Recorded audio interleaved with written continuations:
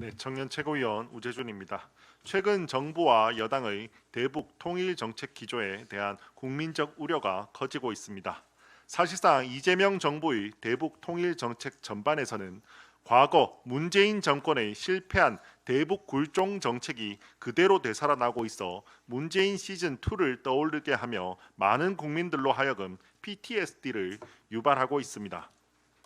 민주당 일각에서는 김영남 전 북한 최고인민회의 상임위원장 별세와 관련해 조문단 파견을 검토해야 한다는 주장이 나오고 있습니다. 김영남은 북한 김씨 일가 3대 세습 동안 최측근으로서 얼굴 역할을 해온 핵심 인물입니다.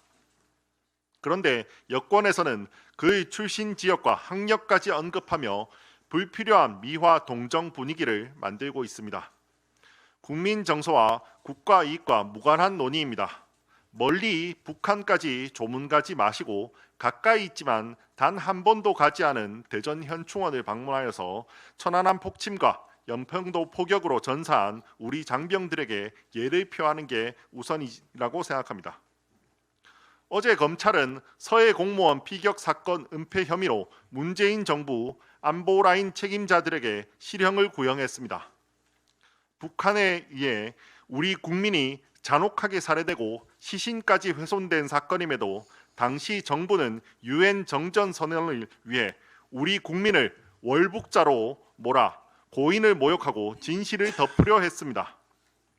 사람이 먼저라는 문재인 정부 차원의 명백한 고의 범죄이며 제2의 수직힘 사건입니다.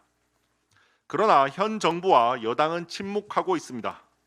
북한 눈치를 보느라 김정은 심기경호에 몰두하는 것입니까? 이재명 대통령께서 당시 남긴 문장 그대로 돌려드리겠습니다. 그 어떤 것도 국민의 안전과 생명보다 우선일 수 없습니다. 지난 4일 김천식 통일연구원장이 임기를 8개월 남기고 사의를 표했습니다. 김 원장은 사퇴 직전 이재명 정부의 통일 정책에는 통일이 실종됐다고 공개 비판했습니다.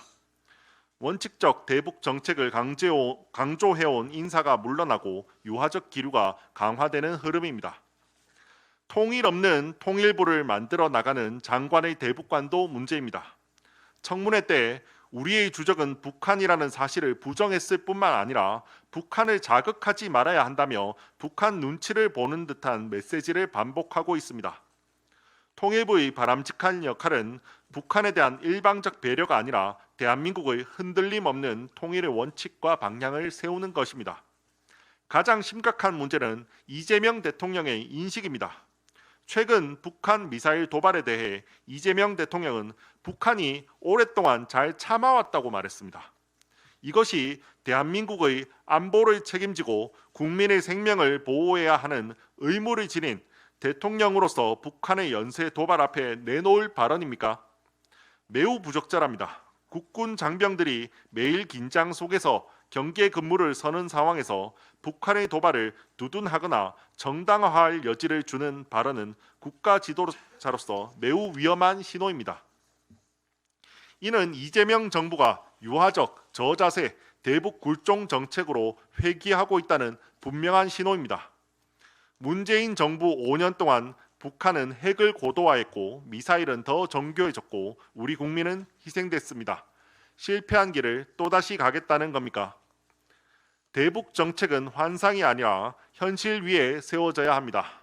북한 정권의 눈치를 보며 김정은 심기경호에 몰두하고 감성적인 접근과 면죄부를 제공하는 것으로 일관할 것이 아니라 원칙과 국익이 기준이 되어야 합니다.